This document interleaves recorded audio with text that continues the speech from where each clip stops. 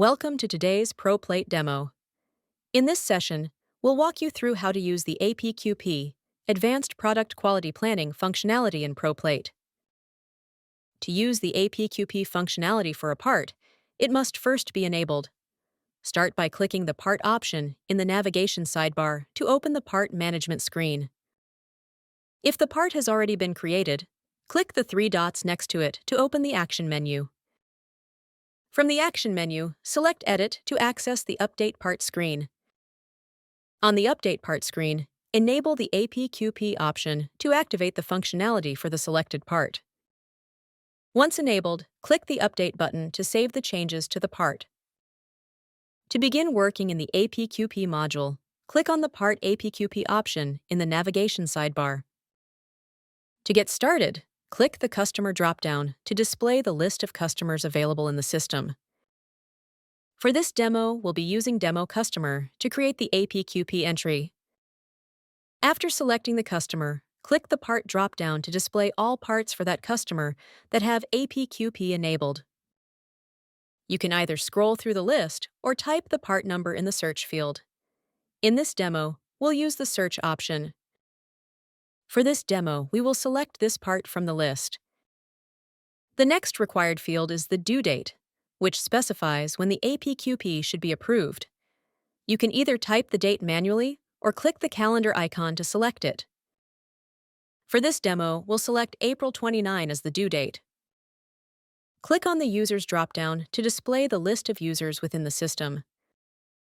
You can select one or more users or user groups by checking the boxes next to their names. To close the dropdown, either click the Users field again or click outside the dropdown area. To require specific users to review the APQP, enable the Required option. The APQP cannot be approved until all required users have completed their review. If no users are marked as required, at least one assigned user must review the APQP in order for it to be approved. Click the Create button to generate the APQP entry in the system. After creation, click the three dots in the Action section to open the Action menu for the APQP entry. Click on Edit to make changes to the information you entered during creation. Select Edit Part if you need to return to the Update Part screen to make changes to the part itself. If you are one of the assigned users for review, you'll see the Review option in the Action menu.